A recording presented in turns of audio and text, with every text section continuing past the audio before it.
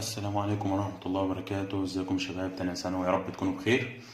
ان شاء الله هنكمل مع بعض النقل في الانسان. احنا اتكلمنا في الدرس ده عن القلب، وبعدين اتكلمنا عن الاوعية الدموية، وبقينا في الدرس ده الدم والجلطة الدموية.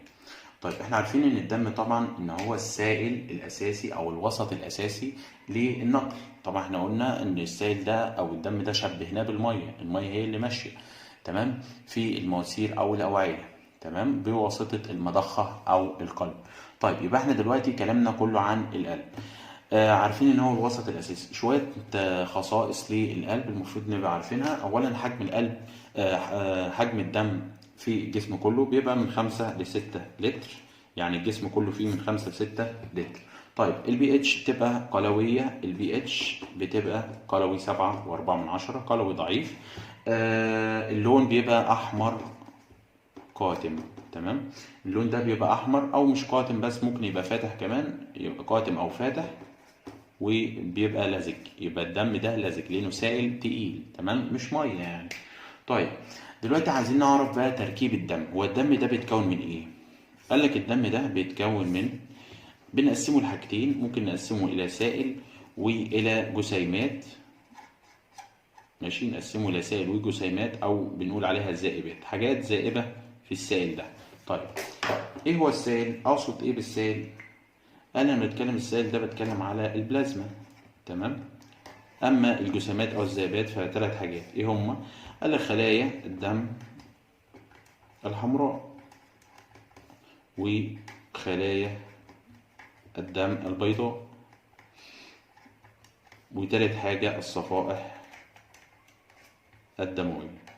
يبقى لما اقول لك تكوين او تركيب الدم ده بيتكون من ايه، زي ما انا عملتها كده، او ممكن تقسمها على طول وتقول الاربع انواع دول، اللي هو بلازما وخلايا الدم الحمراء وخلايا الدم البيضاء والصفائح. يبقى هو اربع تراكيب موجوده في الدم. طيب احنا دلوقتي هنتكلم على البلازما.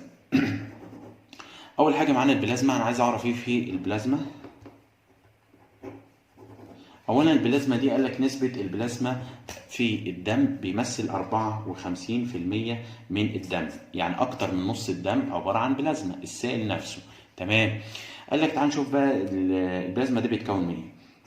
قال لك بيتكون بنسبه 90% منه ماء، يبقى 90% ميه، تمام. 7% بروتين، تمام. البروتين ده اقصد بيه مين؟ قال لك البروتين طبعا عندنا ثلاث انواع: الالبيوين والجلوبيولين والفايبرينوجين الفايبرينوجين، تمام. كده 97 باقي 3%. قال لك 1% املاح غير عضويه. ايه الاملاح الغير عضويه دي؟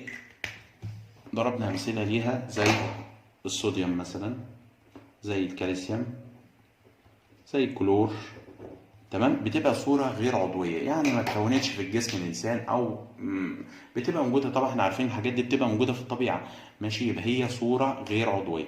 طيب كده باقي 2%. ال 2% دول قال لك بنقول عليها مواد أخرى. إيه المواد الأخرى دي؟ المواد الأخرى دي قال لك زي نواتج الهضم. نواتج الهضم، طبعا عارفين نواتج الهضم دي. لو حضرتك اكلت وجبه، طيب الوجبه دي بتتهضم ليه؟ والله بتتهضم عباره عن سكريات، ماشي، احماض امينيه، ممكن احماض دهنيه كمان. طيب برضو عندك من ضمن المواد الاخرى دي هرمونات وانزيمات وفضلات. الفضلات دي بنسميها ليها اسم كده يوريا، تمام. وكمان عندنا حاجة زي أجسام مضادة. ده كله ضمن ال 2% اللي هي المواد الأخرى، تمام. احنا كده اتكلمنا عن البلازما. عرفنا ان البلازما بتمثل 54% وتقسيمتها 90% ماء، 7% بروتين، 1% املاح غير عضويه، و2% مواد اخرى. نيجي بقى لتاني حاجه معانا، هي هنتكلم على الجسيمات الذائبات في البلازما، اللي هو الثلاث حاجات دول. طيب عشان نفهمهم لازم نعمل مقارنه بينهم، لان احنا مش هنقول كل حاجه لوحدها. المقارنه بينهم هتسهل عليك انك تحفظها، تفهمها وتحفظها. يبقى هنعمل مقارنة بسيطة بين الثلاث أنواع، كريات الدم الحمراء وكريات الدم البيضاء والصفائح الدموية. أول حاجة هنتكلم فيها نعرف المنشأ، المكان اللي اتكونت فيه كل خلية. عندنا الجسم بيبقى فيه، يعني على سبيل المثال عشان تبقى فاهمها، دي عظمة، ماشي، دي كده عظمة. العظمة بتبقى دي زي عظمة الفخذ. العظمة دي بتحتوي على نخاع زي النخاع الشوكي كده اللي بيبقى في العمود الفقري. النخاع ده بنسميه ايه؟ قالك بنسميه نخاع العظام. طيب ماله نخاع العظام ده؟ قالك ده اللي بيكون الثلاث انواع اللي انت شايفهم دول، هو اللي بيكون الخلايا الدم الحمراء والبيضاء والصفائح الدمويه. يبقى هو ده المنشأ، يبقى ده اللي هتذكر في الثلاث انواع. يبقى انا لما اقول لك المنشأ بتاعك ايه، فانت المفروض ترد عليا تقول لي النخاع العظام في الثلاثه. نخاع العظام، نخاع العظام، وبرده نخاع العظام. تمام. قال لك بس الخلايا الدم البيضاء مختلفة شوية. ازاي مختلفة؟ قال لك ان في حاجات تانية غير نخاع العظام بتقدر تكون كريات دم بيضاء. زي ايه؟ قال لك الطحال والجهاز الليمفاوي او العقد الليمفاوية، الجهاز الليمفاوي. تمام. يبقى احنا اتكلمنا عن اول حاجة معانا اللي هي المنشأ. نيجي لتاني حاجة معانا اللي هو الشكل. من حيث الشكل،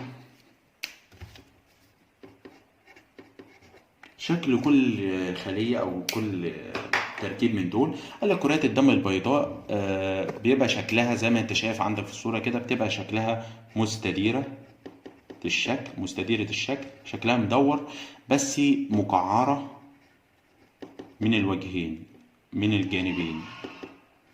تمام.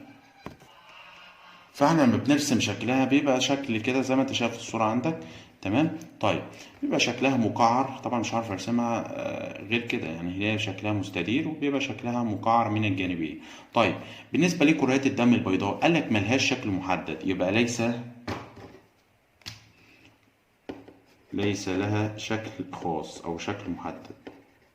ملهاش شكل محدد، هي بيبقى لها اشكال كتيرة زي ما انت شايف في الصورة. ممكن مثلا تبقى خلية فيها نواة واحدة، نواة كبيرة كده، ماشي.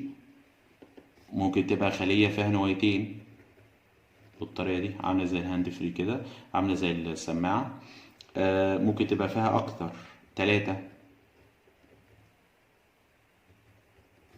ممكن يبقى فيها أكتر من 3 كده مثلا. طيب دي كلها أشكال لخلايا الدم البيضاء. طيب بالنسبة للصفائح، قال لك الصفائح دي احنا ما بنقولش عليها خلية، يبقى هي ليست تركيب خلوي، ليس لها شكل خلوي او ليس لها تركيب خلوي، يعني مش تعتبر خلية. تمام. ايه تاني؟ قال لك ان هي حجمها بيبقى ربع حجم كريات الدم الحمراء، كريات الدم الحمراء، يعني حجمها صغير، مش زي ما انت متخيل من اسمها. المفروض انت يعني في دماغك ان هي اسمها صفائح دمويه، فان هي هتبقى اكبر من كريات او خلايا الدم البيضاء الحمراء. لا، ده قال لك ده حجمها ربع حجم كريات الدم الحمراء. طيب شكلها عادي بقى، بيبقى شكل ملهاش شكل منظم برضو، بتبقى جسيمات صغيره، يعني ما نقولش عليها خلايا، نقول عليها جسيمات. طبعا اي شكل بقى، يعني اي شكل، بس حجمها عرفنا ان حجمها بيبقى الربع. تمام. طيب نيجي بقى لتالت حاجة معانا، هو العمر. ماشي، هنتكلم عن العمر. قال لك عمر كريات الدم الحمراء لا يزيد عن 120 يوم. يعني ايه؟ يعني هي بتعيش 120 يوم او 4 شهور وبعدين بتموت ازاي؟ قال لك بتتكسر، يعني هي بيحصل لها تكسير. بتتكسر فين؟ قال لك بتتكسر في الكبد والطحال، وكمان في مكان منشأها بتتكسر في نخاع العظام اللي اتكونت فيه.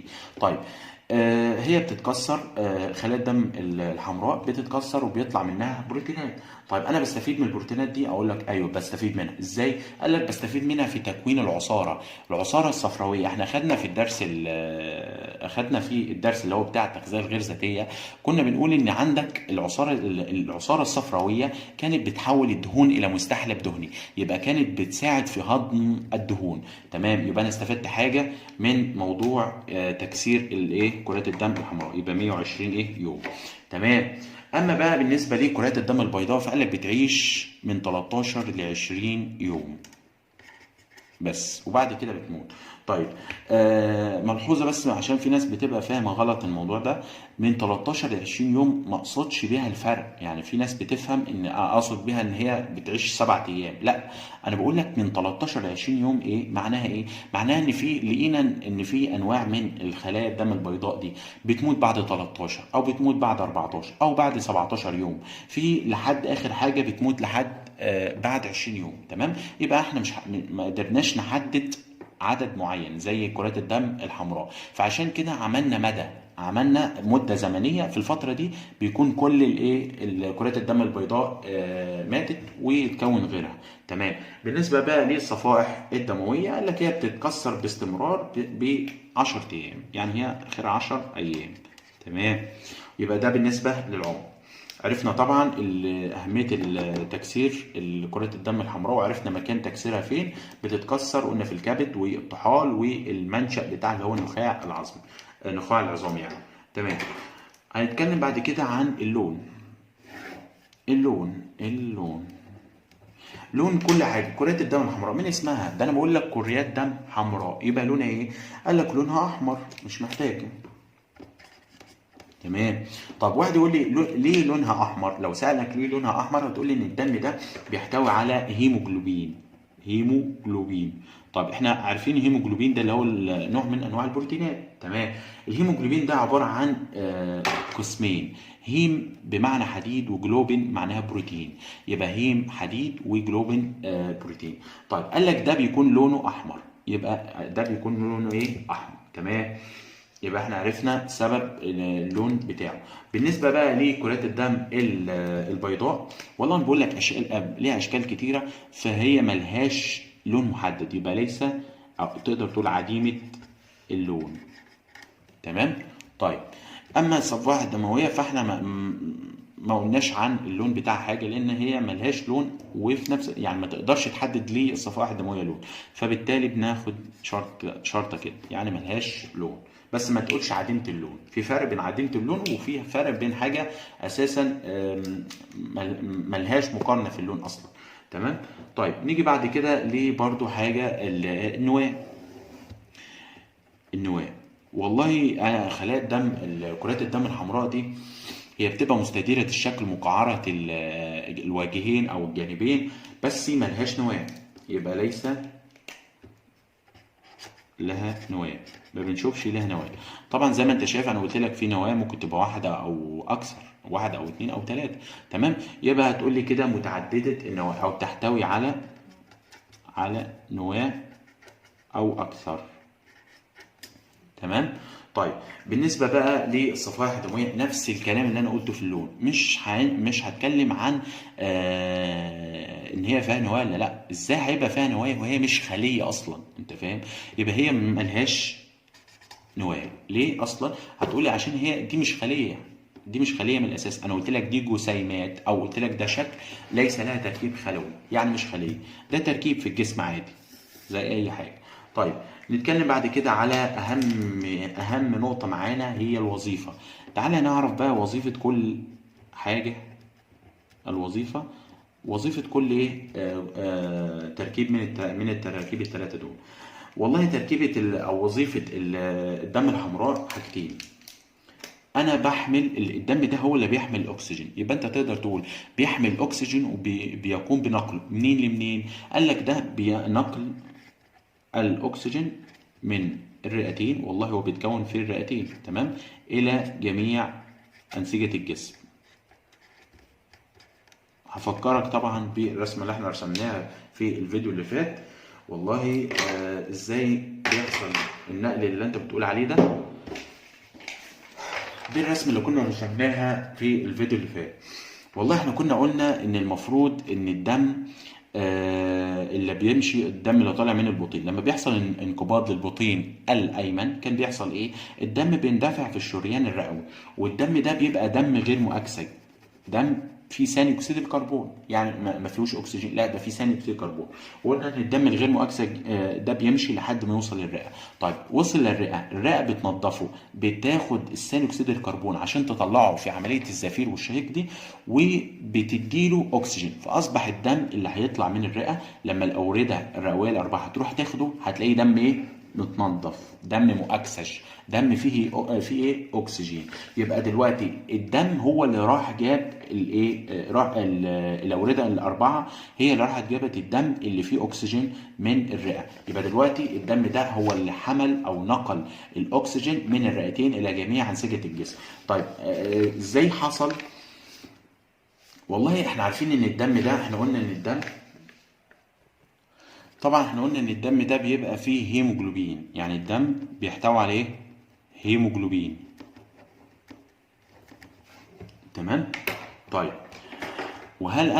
هل الاكسجين ده بيبقى موجود كده تايه كده في الدم كده ماشي في سارح مع نفسه؟ قال لك لا، ده الهيموجلوبين اللي موجود في الدم ده بيتحد مع الاكسجين. طيب اتحد مع الاكسجين فكون مركب واحد.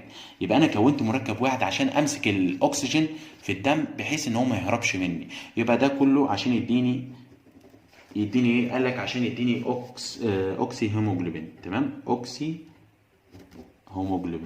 هيموجلوبين. طيب انا كونت المركب ده ماشي من اول ما طلعت منين؟ من اول ما طلعت من الرئه، خلاص، من اول ما طلعت من الرئه لحد ما وصلت الى جميع انسجه الجسم. خلاص انا وصلت جميع انسجه الجسم. ايه اللي هيحصل؟ والله انا محتاج بقى في انسجه الجسم، انا محتاج الاكسجين، هعمل ايه؟ قال لك الاوكسي هيموجلوبين هيتحول تاني لاكسجين وهيموجلوبين. خلاص، يبقى اول ما وصل للمكان المطلوب اللي هو جميع انسجه الجسم اتحول للاكسجين عشان يروح لجميع انسجه الجسم، والهيموجلوبين بيفضل زي ما هو. تمام. يبقى ده اول حاجه اللي هي اسمها نقل الدم او نقل حمل الاكسجين ونقل الاكسجين من الرئتين الى جميع انحاء الجسم او لجميع انسجه الجسم. طيب على نفس الوزن كده بس في اتجاه مختلف، برضو نفس الحكايه في الرسمه دي. المفروض قلت لك ان انا دلوقتي ان الدم اللي طلع من لما حصل انقباض البطين الايسر، الدم طلع مشي في الشريان، والدم ده كان مؤكسج، دم فيه اكسجين. طب ايه اللي حصل؟ والله وصل لجميع انسجه الجسم، واحنا عارفين ان جميع انسجه الجسم دي بتاخد الاكسجين علشان تعيش. تمام. يبقى هتاخد الاكسجين وهتديه ثاني اكسيد الكربون، فاصبح الدم اللي موجود في جميع انسجه الجسم دلوقتي خلاص اتاخد منه الاكسجين اتحط مكانه الثاني اكسيد الكربون. فهيجي الوريدين الاجوفان العلوي والسفلي هيروحوا يوردوا الدم مره تانية للقلب، يرجعوه مره تانية للقلب، هيلاقوا الدم ده غير مؤكسج، يعني فيه ثاني اكسيد الكربون زي ما احنا عارفين. تمام. يبقى هيروحوا للوريد الاجوف العلوي، هياخد من الجزء العلوي من الجسم زي ما قلنا، والسفلي هياخد من الجزء السفلي، هيلاقوا ان الدم ده غير مؤكسج. تمام. طيب يبقى انا كده عملت ايه؟ انا نقلت ثاني اكسيد الكربون، يبقى الدم، يبقى انا نقلت ثاني اكسيد الكربون منين لمنين؟ قلت له هنقله من جميع انسجه الجسم الى الرئتين. او هجيبه للرئتين ازاي؟ قلت له انا اخر حاجه وصلت لها اللي انا وصلت للاذين الايمن، ومن ثم الاذين الايمن هيودي الدم الغير مؤكسج هيوديه مره تانية للبطين الايمن، والبطين الايمن هيعمل نفس الايه؟ العمليه اللي احنا لسه قايلينها. يبقى دي دايره، حلقه مكمله بعضها مش بتقف. يبقى انا دلوقتي ان الدم اللي طالع من جميع انسجه الجسم قلنا ان هو دم غير مؤكسج، دم فيه ثاني اكسيد الكربون، هيدخل للاذين الايمن وهو دم غير مؤكسج، هيدخل للبطين الايمن وهو دم غير مؤكسج، هيروح يمشي في الشريان الرئوي لحد ما يوصل للرئه، ولما يوصل للرئه الرئه هتنضفه وتخليه دم مؤكسج مره تانية. يبقى وظيفه الاكسجين برضو وظيفه هو نقل او نقل ثاني اكسيد الكربون منين لمنين؟ قال لك من جميع او من كافه انحاء الجسم، جميع انحاء الجسم الى الرئتين. بوديه للرئتين ليه يا ولاد؟ والله انا بوديه للرئتين علشان يطلع في شكل او في صوره الزفير والشهيق اللي احنا عارفينها، تمام؟ الرئه هتطلعه بره الجسم، انا مش محتاجه لان ده ضار. طيب ازاي حصل؟ والله نفس الكلام بالظبط. انا عندي قلت لك ان الدم ده فيه هيموجلوبين، دم فيه هيموجلوبين. طيب الهيموجلوبين ده هيعمل ايه؟ قال لك هيتحد مع ثاني اكسيد الكربون. نفس الكلام، ثاني اكسيد الكربون مش بيبقى ماشي تايه كده في الدم وماشي لوحده، لا ده هو بيبقى ممسوك بالهيموجلوبين، فماشي مع ثاني اكسيد الكربون. يبقى الاثنين هيتحدوا مع بعض عشان يكونوا مركب هو اسمه كاربامينو هيموجلوبين. كاربامينو هيموجلوبين، تمام؟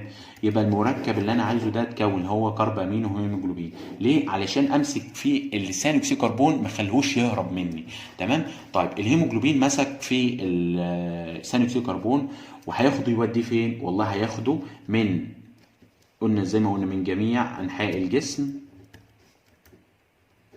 الى الرئتين. هيوديه للرئتين عشان الرئتين تقدر تطلعه بره الجسم الى الرئتين، تمام؟ يبقى انت نقلته من جميع انحاء الجسم الى الرئتين. طب هو هيوصل الرئتين، ايه اللي هيحصل؟ قال لك الكربامينو ده هيرجع مره تانية يديني هيموجلوبين و ثاني اكسيد الكربون. طيب يبقى احنا كده عرفنا وظيفه كرات الدم الحمراء. وظيفتها بنقول عليها، ممكن يسألك كده يقول لك علل او فسر كرات الدم الحمراء ليها وظيفة تنفسية. والله زي ما احنا قلنا هي مش صعبة. هتقول لي ان هو حصل نقل، انك بتنقل الاكسجين من الرئتين الى جميع انسجة الجسم، وبتنقل ثاني اكسيد الكربون من جميع انحاء الجسم الى الرئتين، دي ما فيهاش كلام. طيب نيجي لتاني حاجة معانا وهي كرات أو كريات الدم البيضاء. طيب كرات الدم البيضاء، قبل ما نتكلم على الوظيفة لازم تبقى عارف إن كرات الدم البيضاء دي ليها وظيفة الدفاع عن الجسم. وظيفة وظيفة دفاعية، بيدافع عن الجسم، ماشي؟ لازم تبقى عارف كده. حتى انا دايما بشبه كرات الدم البيضاء ده بجيش بتاع الجسم، زي الجيش كده بتاع اي دولة. ليه؟ لان لما بيدخل اي ميكروبات، اي مواد غريبه، مين اللي بتصدر لها؟ هتقول لي ايه؟ كريات الدم البيضاء. فده بنعتبره الجيش. ان شاء الله في ثالثه هتاخد شابتر كامل عن المناعه وعن كريات الدم البيضاء بالتفصيل. شابتر لذيذ خالص في ثانويه عامه اسمه المناعه. طيب تعالى بقى نفهم بقى وظيفه مناعيه ازاي او وظيفه دفاعيه ازاي. والله وظيفه دفاعيه المفروض اول حاجه هتقولي كده 4 حاجات. اول حاجه بتدخل ميكروبات، دخل ميكروبات الجسم، فاول حاجه يبقى الوظيفه كرات الدم البيضاء هتهاجم الميكروبات دي، يبقى مهاجمه الميكروبات، ده اول حاجه. تاني حاجه معانا قال لك تعطل المواد الغريبه. الميكروبات دي هتكون مواد غريبه، تمام؟ الميكروبات دي لما بتدخل الجسم بتكون مواد، ما بتقفش كده، لا ده بتفضل تكون مواد كتيره. طيب يبقى بتعطلها، يبقى كرات الدم البيضاء هتعطلها. تالت حاجه ان هي هتبعد في خلايا ميته، هتبعد الخلايا الميته دي لحين التخلص منها، ماشي؟ طيب رقم 4 والاخيره ان هي بتنتج اجسام مضاده. في بعض انواع من خلايا الدم البيضاء بتنتج اجسام مضاده، تمام؟ يبقى وظيفة كرات الدم البيضاء هتقول لي الدفاع عن الجسم أو وظيفة دفاعية أو مناعية. إزاي؟ 4 حاجات. هتكلم عن إن بتهاجم الميكروبات. طيب مهاجمة الميكروبات إزاي؟ والله المفروض بتحصل عملية إن أنا لو عندي كده خلية دم بيضاء وعندك مثلا ميكروب كده، إيه اللي بيحصل؟ والله بتهاجمه، بتبتلعه، فبيصبح الشكل زي ما حضرتك شايف كده دخل جوه الجسم. يبقى هي بتحيط بيه وبتبتلعه. دي ممكن تقول عليها عملية البلعمة، تمام؟ عن طريق عملية البلعمة احنا اتكلمنا عليها قبل كده، تمام؟ يبقى انا كده عرفت تاني وظيفة ليه معايا اللي هي كرة الدم البيضاء. الصفائح الدموية هي دي هتبقى موضوع دراستنا دلوقتي. الجلطة الدموية قال لك ليها دور كبير في تجلط الدم، الدم. طيب احنا كده اتكلمنا عن الوظيفة، بقينا غير الوظيفة؟ اخر حاجة معانا هي العدد. تعال نشوف بقى عدد كل نوع من التركيب ده، تمام؟ طيب اول حاجة معانا هي كرات الدم الحمراء. قال لك الرجل البالغ، تمام؟ الرجل البالغ بيبقى من 4 ل5 مليون كرية أو خلية. طب 4 5 مليون في الجسم كله؟ أقول له لأ، ده مش في الجسم كله، في لكل ملي متر مكعب، لكل ملي متر مكعب. عارف يعني جزء بسيط جدا من مساحة الجسم، يعني ملي متر، كل 1 ملي متر مكعب بيبقى موجود فيه من 4 ل5 مليون. يعني موجود أعداد أضعاف الإيه الرقم ده، ولكن أنا حسبتها لكل ملي متر، كل ملي متر مكعب. فما تفهمش من كلامي إن أنا بقول لك جسمك كله فيه 4 ولا 5 مليون خلية حمراء، لا طبعا، ده فيه أضعاف، أنا بقول لك لكل ملي. تمام. بالنسبة بقى للأنثى، قال لك الأنثى البالغة طبعا بيكون 4.5 مليون لكل ملي متر مكعب. برضه هنعرف برضه ليه الأنثى أقل من الراجل. طيب لو عايزين نقول ليه الأنثى أقل من الراجل، هتقول لي كده لسببين. السبب الأول إن الراجل دايما معروف إن هو الراجل هو اللي بيبذل مجهود أكبر، بيشتغل أكتر، بيتحرك أكتر، فالدم عنده بيبقى زايد. واحد يقول لي إزاي؟ قلت له على سبيل المثال، لو جيت قارنت نفسك بشخص بيلعب جيم، بيلعب رياضة، هتلاقي ان هو افضل منك، وان هو بيكون دم باستمرار، بيحصل تكسير لكرات الدم باستمرار، وتتكون كرات افضل، وجسمه بيبقى افضل منك. تمام. يبقى دي السبب ان هو بيبذل مجهود، اول حاجه. تاني حاجه ان الانثى ليه اقل؟ والله ما تنساش ان الانثى ده عندها الدوره الشهريه. الدوره الشهريه دي المفروض ان بيطلع دم، هي عباره عن دم بيطلع. تمام. يبقى الدم ده سببه ان برضو ادى الى نقص في عدد كريات الدم الحمراء. يبقى السببين اللي عرفناهم ليه العدد مختلف، او ليه العدد الراجل اعلى من الست. طب نيجي بقى لكريات الدم البيضاء، قال لك هم 7000 خليه، 7000 خلية طبعا لكل ملي متر مكعب. انا بتكلم على كل ملي متر مكعب وليس الجسم بالكامل. تمام. اما بقى الصفائح الدموية، قال لك لا، ده هم ربع مليون، 250 الف صفيحة دموية. طيب ده بالنسبة للعدد. كده يبقى احنا قارنا بين الثلاث انواع عندنا بتركيب افضل 100 مره من ان انت تذاكر كل نوع لوحده. حاول دايما وانت بتذاكر تعمل جداول وتعمل مخططات هتسهل عليك المذاكره. طبعا هتعمل تذاكر من الشكل اللي انا رسمه لك ده كده، هو نفس الكلام، وتبقى تقرا الكلام بتاع كل تركيب لوحده، بس تحفظ بالطريقه دي. لازم تقارن بينهم وتفرق بين كل نوع والتاني. دلوقتي هنتكلم عن حاجة مهمة جدا جدا، هي الجلطة الدموية. الجلطة الدموية، ايه هي الجلطة الدموية؟ طيب قبل ما نعرف يعني ايه جلطة دموية وآلية الجلطة الدموية ازاي بتتكون، يعني عايزين نعرف أهميتها. أنا بستفيد ايه الأهمية بتاعتي؟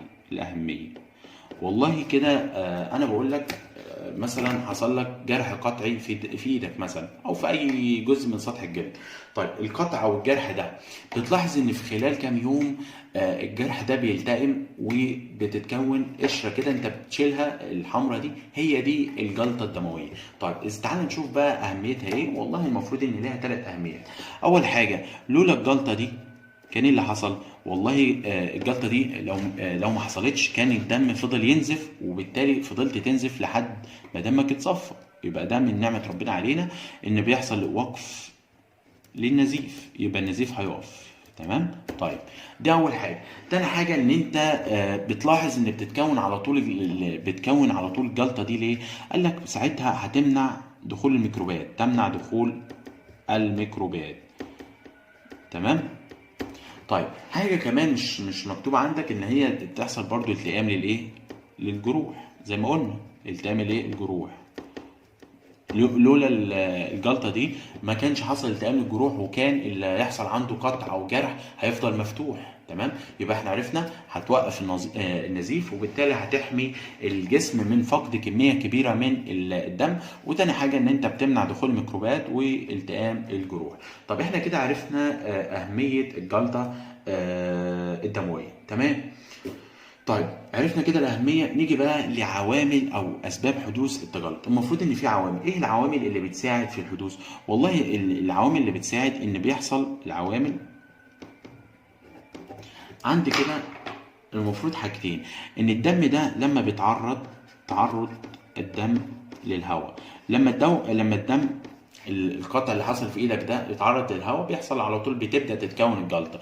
ايه تاني؟ قال لك كمان لما بيحتاج احتكاك الدم، او تقدر تقول الصفائح الدمويه بشكل اخص، يعني الصفائح الدمويه، احتكاك الصفائح الدمويه بالايه، بمكان القطع او بالجرح. هنفهم الكلام ده دلوقتي مع رسمه بسيطه. طيب المفروض انت دلوقتي بتقول لي عوامل او اسباب حدوث التجلط. طب لو العوامل او الاسباب دي لو كانت متواجده، المفروض ان هي تتكون الجلطه. طيب دلوقتي مثلا المفروض ان انت بيبقى مثلا عباره عن جلد مثلا او مجموعه طبقات، تمام، وحصل قطع وليكن كده، تمام. المفروض ان ماشي في وعاء مثلا دم بقى، زي ما انت عارف كرات دم حمراء وبيضاء وصفائح والكلام ده. طيب ايه اللي حصل؟ والله حصل جرح زي ما حضرتك شايف كده، الجرح ده حصل قطع كده. طب ايه اللي هيحصل؟ والله انا كده اول حاجه اعرض الدم للهواء. طيب ده اول عامل. تاني عامل هو الاحتكاك. ايه اللي بيحصل؟ قال لك لما بيحصل كده، لما بيحصل جرح، الصفائح الدمويه بتروح تتجمع على مكان الجرح ده. الصفائح بتروح تتجمع زي ما انت شايف على مكان الجرح، فاصبح دلوقتي جرح او قطع في الاوعيه الدمويه، تمام. بعدين بتتجمع الصفائح الدمويه على مكان الجرح ده، وبالتالي اصبحت عوامل التجلط متوفره. ايه اللي بيحصل؟ والله قال لك الصفائح دي بتروح تعمل حاجه. الصفائح هتروح تنتج ايه؟ قال لك الصفائح دي تنتج ماده بروتينيه. ايه الماده دي؟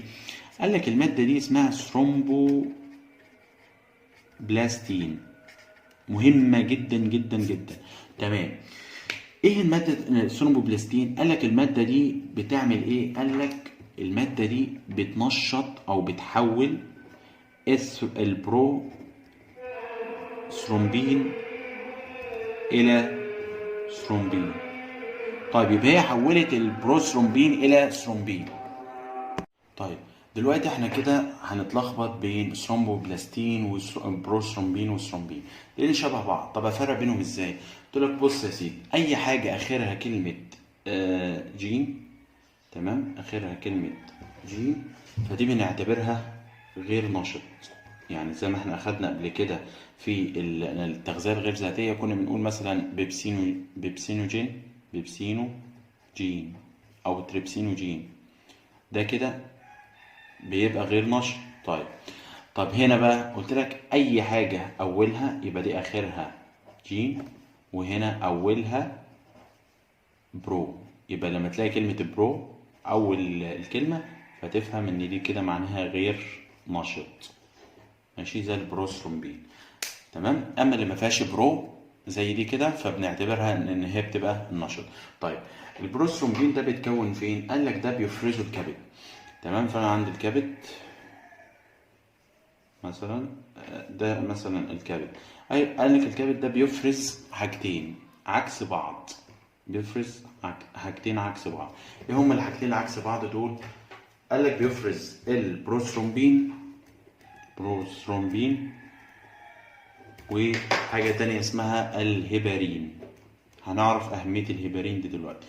أنا عارف إن دلوقتي البروثرومبين دي البروثرومبين بتتحول إلى ثرومبين، والثرومبين دي هي اللي بتكون الجلطة، تمام، عن طريق إن هي بتنشط الفايبرينوجين إلى فايبرين. والهيبارين قال لك دي بتمنع حدوث الجلطة، يبقى بتوقف حدوث الجلطة، تمام. طب نكمل اللي احنا بدأناه. احنا قلنا دلوقتي وصلنا ان انا اول حاجة خالص عندي البروثرومبين في وجود ثرومبوبلاستين، تمام، في وجود ثرومبوبلاستين وبالاضافة للكالسيوم وعوامل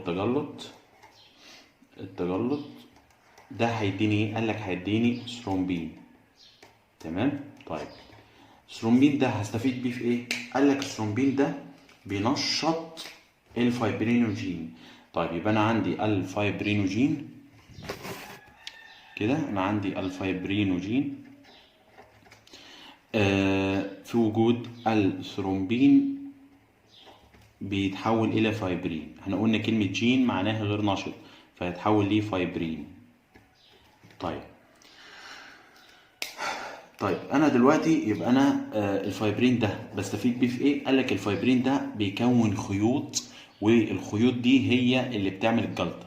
طيب يبقى انا لو عندي فتحه خلاص كده، والمفروض ان في صفائح دمويه والكلام ده. طيب ايه اللي حصل؟ قال لك بتيجي خيوط الفايبرين دي كده وتترسب في المكان ده كده، بتعمل شبكه من الخيوط. الشبكه دي هي اللي بتكون الجلطه. طيب واحد يقول لي ايه هو الفايبرين اصلا؟ انا ما عرفتش يعني ايه فايبرين. قلت لك الفايبرين ده هو عباره عن بروتين زائف في البلازما. فانا مثلا لو عندي ادى وعاء وجواه دم، فده بيبقى زائف فيه كده، يبقى ده بروتين زائف في البلازما. تمام، بروتين زائف في البلازما، يبقى ده زائب. انا لما بخليه بمساعده الثرومبين بنشطه، فبحوله الى غير زائب. تمام، انا عايزه غير زائب، انا عايزه. انت بتلاقي الجلطه دي بتبقى شبه صلبه، تمام، فانا عايز اخليه غير زائب. تمام. طيب يبقى مره تانية كده نقول آلية تكوين الجلطه. اول حاجه بيحصل ايه؟ والله اول ما انا اتعرضت، اول ما توفرت عندي العوامل اللي هي تعرض الدم للهواء واحتكاك الدم او احتكاك الصفائح الدمويه بمنطقه الجرح او بسطح خشن بمعنى صح، ايه اللي بيحصل؟ قالك الصفائح دي بتتلم على المنطقه اللي هي حصل فيها الجرح دي، يبقى بتتجمع الصفائح الدمويه ومع عوامل التجلط، وبتكون ماده مهمه جدا هي ثرومبوبلاستين. يبقى كونت ثرومبوبلاستين. بتعمل الثرومبوبلاستين، قال لك الثرومبوبلاستين دي بتروح تحول البروثرومبين الى ثرومبين. يبقى هي حولت البروثرومبين الى ايه؟ ثرومبين. يبقى بروثرومبين في وجود الثرومبوبلاستين يتحول الى ثرومبين، وبالاضافه للكالسيوم عامل التجلط. طيب الثرومبين دي هستفيد بيها في ايه؟ قلت له الثرومبين دي بتروح تنشط الفايبرينوجين او الفايبرينوجين الزائب في البلازما وتحوله الى فايبرين غير زائب في البلازما. تمام، انا لما حولته الى فايبرين غير زائب في البلازما استفدت ايه؟ والله قلت لك ان الفايبرين ده بيروح يعمل شكل خيوط كده، يتجمع على شكل خيوط او على شكل شبكه من الخيوط، بتروح تقفل المكان الجرح اللي هو حصل او الفتحه اللي حصلت، وبالتالي كده انا كونت الايه؟ الجلطه. طيب هيجي دلوقتي في دماغك سؤال اللي هو ازاي انا دلوقتي ده وعاء، وزي ما قلنا ان الاوعيه دي بتبقى ضيقه والدم ده لزج. يعني احنا قلنا ان الدم لزج لانه عباره مش سائل بس، لا ده هو سائل وذائبات وخلايا. طيب سائل لزج زي ده ليه ما بيحصلش تجلط للدم داخل الوعاء نفسه؟ يعني ليه بيستنى ان هو يطلع؟ قلت له ليه السؤال اللي زي ده؟ هتقول لي 3 حاجات. والله انا شايف كده اول حاجه عندي ان انا السطح الداخلي للجدار اللي انت شايفه ده كده، اللي انا بعمله بالازرق، بيكون ناعم. السطح ده بيكون ايه؟ ناعم. الاندوثيليوم ده بيكون ناعم. طب انا استفيد من ان هو ناعم؟ قال لك الدم هينزلق. يبقى هتقول لي كده بيحصل انزلاق للصفائح الدمويه، وبالتالي الصفائح الدمويه دي مش هتلتصق. يبقى اول حاجه معايا هتقول لي انزلاق. بيحصل ايه؟ انزلاق الصفائح الدمويه بسهوله. يبقى ده اول حاجه معانا. طيب تاني حاجه معانا ايه؟ والله انا قلت لك ان الدم ده بيبقى ماشي بصوره طبيعيه زي ما قلنا، ولسه هناخد دلوقتي ضغط الدم. احنا قلنا ان الدم بيحصل في القلب، بيحصل، احنا شبهنا القلب بالمضخه لانها بتضخ الدم. طيب يبقى الدم ده جاي بضغط. تمام، يبقى الدم ده جاي بضغط مش ماشي براحته. تمام، يبقى الدم ماشي بسرعه او يعني مش ماشي ببطء. يبقى هتقول لي كده ان هو حصل ايه؟ هو هتقول لي سريان الدم بصوره طبيعيه، بصوره طبيعيه يعني دون بطء، مش فيه ابطاء خالص. تمام. طيب تالت حاجه وهي اللي احنا جبنا سيرتها، الهيبارين. الهيبارين ده بيعمل ايه؟ قال لك الهيبارين ده بيمنع تحول البروثرومبين الى ثرومبين. ما هو عكس البروثرومبين. ازاي؟ يبقى هو بيمنع حدوث الجلطه من البدايه. ليه؟ الهيبارين ده، وجود الهيبارين اللي بتفرزه الكبد برضه. تمام، الهيبارين ده بيحصل ايه؟ قال لك بيمنع تحول البروثرومبين الى ثرومبين. تمام، وبما ان مفيش ثرومبين يبقى مفيش فايبرين. مفيش حد هينشط الفايبرينوجين لفايبرين، وما دام مفيش فايبرين يبقى مفيش جلطه من الاساس. يبقى ده الثلاث اسباب اللي يقول لك فسر ليه ما بيحصلش تجلط في الاوعيه الدمويه او ليه عدم تكون جلطه. هتقول له الثلاث حاجات دول: انزلاق الصفائح الدمويه بسهوله، ودي ليه؟ زي ما شرحت لك، قلت لك ان الجدار الداخلي للوعاء بيكون ناعم سلس، فبالتالي الصفائح الدمويه مش هتلزق فيه. طيب تاني حاجه قلت لك ان الدم ده ماشي بصوره طبيعيه، مفيش بطء. ليه ماشي بصوره طبيعيه؟ قلت لك ان ده بسبب ان في ضغط في الدم، وده اللي هندرسه بالتفصيل دلوقتي بس لما ناخد وظائف الدم. نتكلم دلوقتي على سؤال مهم جدا، هو وظائف الدم.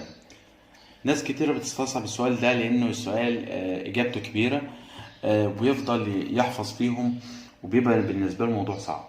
الموضوع مش صعب ولا حاجه. انا لما اقول لك كلمه وظائف الدم يبقى وظائف مكونات الدم اللي هم الاربع حاجات اللي قلنا عليهم: البلازما، تمام، كرات الدم الحمراء، وكرات الدم البيضاء، والصفائح. بس اذكر لي وظيفه كل حاجه من اللي قلناهم دول، وبالتالي يبقى انت في الاخر هتلاقي نفسك جبت وظائف الدم كامله. لكن ما تقعدش تحفظ فيهم من غير ما تصنفهم للاربع انواع اللي احنا قلنا عليهم قبل كده.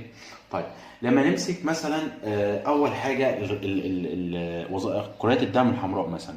كرات الدم الحمراء احنا قلنا فيها ايه؟ احنا قلنا ان هي وظيفه تنفسيه. وظيفه تنفسيه يعني وظيفه تنفسيه، قلت لك ساعتها انك بتنقل الاكسجين وبتنقل ثاني اكسيد الكربون. زي ما عرفنا بننقلهم ازاي، CO2. الاكسجين قلنا ان هو بيتنقل من الرئتين الى جميع انسجه الجسم او جميع انحاء الجسم، والثاني اكسيد الكربون بيتنقل في اتجاه عكسي من جميع انحاء الجسم الى الرئتين علشان يطلع بره الرئتين. افتكرها كده. طيب ده بالنسبه مين؟ للاكسجين، او سوري، بالنسبه لكرات الدم الحمراء. نيجي للبيضاء. احنا قلنا ان هي وظيفه مناعيه او دفاعيه. وظيفه مناعيه. يعني ايه وظيفه مناعيه؟ قلت لك الاربع حاجات اللي احنا قلناهم. اول حاجه ان انت بتهاجم الكرات دي، بتهاجم الميكروبات. تاني حاجه بتعطل المواد اللي بتكونها الميكروبات، تمام. تالت حاجه ان انت بتعمل ابعاد للخلايا الميته، وبعد ما بتعمل ابعاد كمان ده انت بتكون اجسام مضاده. يبقى الخلايا دي كمان كونت اجسام مضاده بتحتاجها طبعا في الامراض. هتفهم ده كله بالتفصيل في شابتر المناعه ان شاء الله. طب بالنسبه للصفائح قلنا ان هي بتكون الجلطه، يبقى تكوين الجلطه. الصفائح دي هي اللي بتكون الجلطه، تمام. نيجي لموضوع البلازما. لو تفتكر احنا قلنا البلازما دي كانت بتعمل ايه او كانت بتتكون من ايه؟ والله مره تانية قلنا ان هي بتتكون من 90% ماء، 7% بروتين اللي هو البيومين وجلوبولين وفابرينوجين، تمام. ده 7%. باقي 3%، 1% املاح غير عضويه زي الصوديوم، زي الكلور، زي الكالسيوم، و2% كان مواد اخرى. كلامنا في الوظيفه هتتكلم على المواد الاخرى، تمام. المواد الاخرى. في المواد الاخرى قلنا الهضم، قلنا المواد الغذائيه. فانت اول حاجه هتقولها ان في البلازما اللي هو السائل اكيد هي اللي بتنقل المواد الغذائيه، يبقى نقل المواد الغذائيه. بس كده؟ تقول له لا، ده هي كمان بتنظم درجه الحراره. يبقى انت كل اللي هتضيفه الحتتين دول. هتقول لي برضو ان هي بتنظم درجه الحراره، تمام. طيب طبعا عندي 37 درجه، تمام. ايه تاني؟ قلت له كمان بتنظم البيئه الداخليه. البيئه الداخليه للجسم. يعني ايه البيئه الداخليه؟ قلت له البيئه الداخليه دي بتشمل الحاله الاسموزيه، مثلا كميه الميه، درجه الحموضه مثلا في الانسجه، درجه الحموضه. يبقى ده كله بيشمل البلازما تحت بند البلازما. يبقى انت كل حكايه زي ما قلت لك هتقول وظيفه كل نوع فيهم، في الاخر هتلاقي نفسك قلت جميع الوظائف اللي مطلوبه منك او المكتوبه عندك في الكتاب. طب احنا كده خلصنا الوظائف الدم. عايزين بقى نتكلم عن موضوع مهم جدا، هو ضغط الدم. طيب ضغط الدم. طبعا احنا كلنا عارفين ان الدم زي ما قلنا قبل كده ان الدم ده سائل لزج. يعني ايه سائل لزج؟ يعني انا بقول لك في حاجه لزجه هتمشي في اوعيه او زي خرطوم مثلا، طبيعي ان هي هتقف، يعني ما هي طالعه وماشيه المسافه بعيده اكيد هتقف.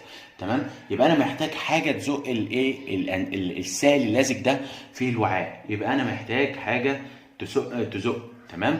طيب لو هو مشي في الشريان والوريد كويس بما انهم كبار في الحجم، لكن صعب بالتالي هيبقى صعب ان هو يمشي في الشعيرات الدمويه، لان احنا عارفين الشعيرات الدمويه قطرها بيتراوح ما بين من 7 ل 10 مايكرون لو تفتكر. تمام. يعني قليل جدا جدا. طب ازاي السائل اللزج ده هيمشي فيها؟ طيب لازم تبقى عارف ان الضغط الطبيعي للانسان بيبقى 120 على 80 ملي متر زئبق. تمام. ده الطبيعي، الشخص الطبيعي. طيب يعني ايه بقى 120 يعني ايه 80؟ والله ال 120 دي قال لك ده الضغط الانقباضي. الضغط الانقباضي يعني ايه الضغط الانقباضي؟ والله ده الضغط اثناء انقباض البطينين. يعني ايه برضو؟ والله الرسمه اللي احنا كنا رسمناها اهي مثلا، والله انا قلت لك لما بيحصل انقباض للبطينين دول ايه اللي بيحصل؟ الدم بينزل علشان يروح يمشي في الشريان الاورطه اللي طالع من البطين الايسر. الدم ده هيمشي في الشريان الاورطه، والدم بتاع البطين الايمن هيمشي في الشريان الرئوي عشان يعملوا الدوره الدمويه اللي انت شايفها دي. فانقباض البطينين معناها ايه؟ معناها ان انا دفعت الدم في الايه الطريقين اللي انت شايفهم دول، اللي هو الشريان الاورطه والشريان الرئوي. ماشي. يبقى ده ضغط الايه الدم. يبقى اثناء انقباض البطينين الدم بيطلع بصوره عاليه او بضغط عالي علشان يقدر يمشي ويوصل لجميع انسجه الجسم، وعشان يقدر يمشي ويوصل للرئتين. طيب يبقى دي كلمه الضغط الانقباضي. طيب في ضغط تاني بيبقى اسمه الضغط الانبساطي. طيب المفروض ان الضغط الانبساطي ده معناها اثناء انبساط البطينين. طب يعني ايه انبساط البطينين؟ يعني مفيش ضخ للدم، انبساط البطينين. قلت لك مفيش ضخ. طيب واحد هيجي على باله سؤال ويقول طيب ازاي لما مفيش ضخ حسبت ضغط؟ يعني ازاي مفيش ضخ؟ يعني الدم مفيش القلب يعتبر كده ساكن في حالة سكون شوية، انه مش ما طلعش دم.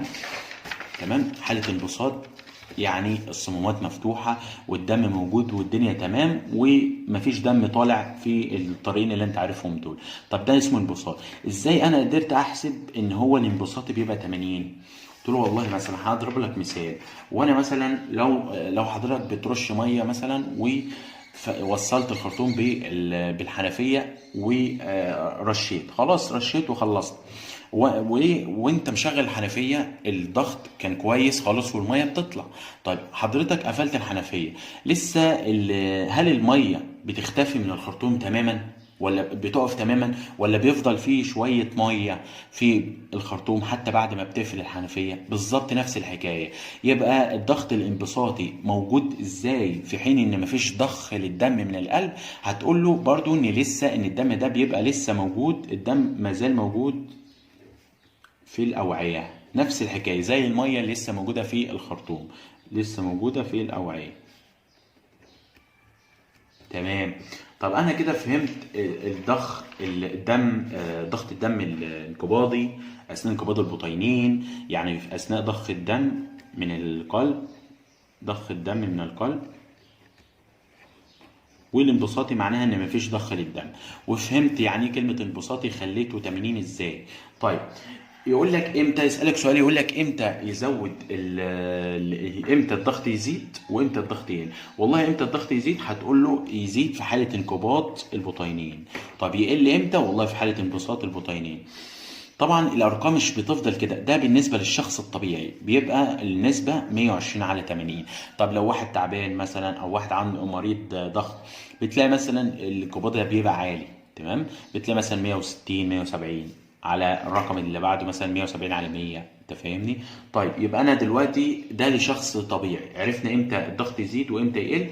طيب قال لك ان في الشعيرات الدمويه طبعا عشان هي بتبقى رقيقه، الضغط الانبساطي ممكن يوصل في الشعيرات الدمويه، الانبساطي ده في الشعيرات الدمويه ممكن يوصل ل 10 ملم زئبق.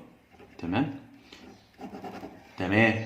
طيب طبعا احنا عارفين ان الضغط ده مهم ليه. عرفنا طبعا ان الضغط زي ما قلنا ان الدم سائل لزج، فالدم هيقف، مش هيقدر يمشي في الشعيرات الدمويه الرقيقه جدا. وبالتالي محتاج حاجه تزقه عشان يدخل في الايه الاوعيه دي. تمام.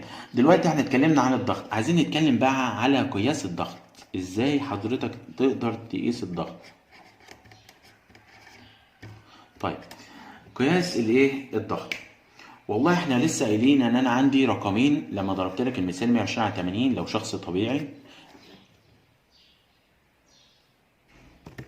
ده لو شخص طبيعي ايه اللي بيحصل؟ والله المفروض ان 120 على 80. 120 قلنا ده رقم انقباض البطينين، وده بيبقى الحد الاقصى لانقباض الايه الدم، ده بالنسبه للشخص الطبيعي. و80 نفس الكلام، ده الضغط الانبساطي يعني اثناء انبساط الايه البطينين، ومفيش ضخ للدم. تمام. وده بيبقى الحد الادنى. الحد الادنى يعني ممكن يبقى مثلا 120 على 90، ممكن الانبساط يبقى 90، ممكن الانبساط يبقى 100، ممكن الانقباض ده يبقى 140 130. تمام. بس ساعتها بيبقى في مشاكل يعني. تمام. قال لك كمان حاجه ان الدم في لما بيبقى الضغط كل ما كان قريب من في الشرايين القريبه من القلب بيبقى اعلى. يعني انا عندي شريان قريب من القلب بيبقى ضغطه اعلى من شريان بعيد عن القلب، وده شيء طبيعي يعني، دي مش محتاجه حاجه. طيب بالنسبه بقى للجهاز اللي بنقيس بيه، اسمه جهاز زئبقي او جهاز الزئبق. تمام. او بنقول عليه جهاز قياس الايه الضغط. ماشي. الجهاز ده هتشوف صورته قدامك. الجهاز طبعا بيبقى عبارة عن ايه؟ والله هو المفروض ان هو انبوبة زئبقية، وبيبقى فيه لوحة رقمية. تمام. في رقمي وبيبقى فيه اللي هو يعني زي ما انت شايفه قدامك في الصورة. طيب، فكرة عمله ايه؟ ان انا عايز اعرف ضغط الدم بالنسبة لارتفاع الزئبق. ازاي؟ انا بشوف ضغط الدم بالنسبة للزئبق. احنا شفنا مادة، دورنا طبعا العلماء شافوا مادة تكون وزنها مساوي لوزن الدم. تمام. مادة في حجم الدم وفي وزن الدم. لقينا ان الزئبق اقرب مادة لوزن الدم، فعشان كده خلينا استخدمنا في الجهاز مادة الايه الزئبق. طيب ما علينا. دلوقتي ازاي انا بقيس؟ والله انا المفروض في شريان. طبعا قبل ما اقول لك الشريان بالظبط، ده الاورطه ده بيبقى طالع منه 4 فروع كده. طب ايه الاربع فروع؟ يعني كمان اهو. طيب الاربع فروع بتوع الاورطه بيطلع فرعين كده بيكملوا دول كده بيطلعوا للرقبه. تمام. ده ممكن اقيس بيهم الايه الضغط، بس طبعا مش هينفع اقيس الضغط في الرقبه لان انا مش هينفع هلف الكف على رقبه العيان، طبعا ما ينفعش. طيب وفي اتنين كمان، في فرعين كمان بيبقوا بينزلوا في الدراعات. فده بينزل في الدراع ده الايمن، الدراع الايمن، وده الدراع الايسر. تمام. طيب عشان تفهمها انا بعمل ايه؟ انا بجيب الجهاز وبلف الكف، اسمه كف، بلف الكف ده على الشريان ده اللي هو ده. تمام. اللي هو ده تيجي عند المنطقه دي كده، ده تندون، ده اللي هو بيبقى نهايه عضله الباي. تمام.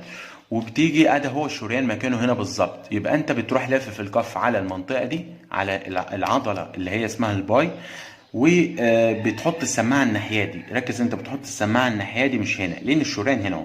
طبعا الشريان ده جاي من تحت، من منطقه في ضفيره في الابط، هو جاي من الضفيره دي. تمام. هنا شريان، حتى الشريان ده بينقسم بعد كده، بينقسم الى فرعين، فرع الناحيه دي وفرع الناحيه دي، اللي هو الفرع اللي كان الناحيه دي اللي احنا قسنا بيه النبض، اللي احنا شفنا النبض في المنطقه اللي انا حاطط صوابع عليها دي. تمام. طيب يبقى انا عرفت المكان اللي انا هحط فيه الايه السماعه اللي انا هقيس بيه، اللي انا هقدر اقيس بيه الضغط. تمام. انا لفيت الكف. طيب هعمل ايه؟ انا والله المفروض انا هرفع الزئبق، هستخدم المضخه وارفع الزئبق لحد مستوى اعلى من المستوى الطبيعي، اعلى من المستوى الانقباضي، يعني يكون اعلى من 120، بس مش اعلى مثلا 10 ولا 20، لا ده انا هفضل رافع اضغط بالمضخه لحد ما ارفع مستوى الزئبق مثلا وليكن ل 160 170. تمام. وبعدين وبعدين هبدأ أفتح المحبس سنة بسيطة بسنة بسيطة علشان أشوف أسمع، وطبعا هستخدم السماعة وأبدأ أشوف بقى أول صوت هسمعه، أول صوت نبض هسمعه فين. والله مثلا أنت 160 هتلاقي الزئبق عمال ينزل ينزل ينزل لحد مثلا وليكن 130. أول صوت سمعته عند 130، خلاص يبقى ده الانقباضي. تمام، ده اول صوت انا سمعته عند 130.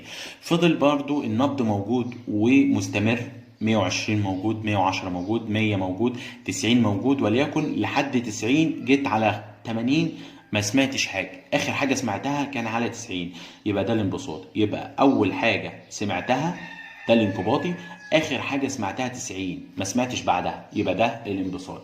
كده انا جيت قدرت ان انا اقيس الضغط، ماشي، وقدرت ان انا ايه احصل على الرقمين دول زي ما احنا عملنا بالطريقه دي. طبعا الجهاز الزئبق هو ده بيبقى ادق جهاز لقياس الضغط. في جهاز تاني بيبقى جهاز رقمي، والجهاز الرقمي ده ما بيبقاش بنفس كفاءه الايه ودقه الجهاز الايه الزئبق. تمام. طيب بمرور الزمن بنلاحظ ان الاشخاص او الناس الكبار الضغط عندهم بيبدا يضعف. ليه؟ بيبدأ يحصل فيه لحد ما يوصل لمرحلة خطيرة بيبدأ يضعف وبيقل، ده طبيعي يعني. تمام.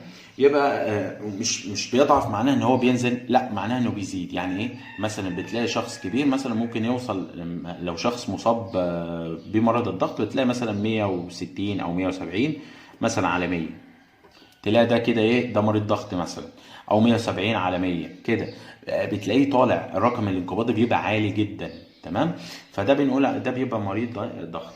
تمام. طيب كده يبقى احنا خلصنا درس النقل في الانسان كامل. اتكلمنا عن القلب والاوعيه الدمويه والدم والجلطه الدمويه والقلب. اشوفكم على خير ان شاء الله في فيديو جديد.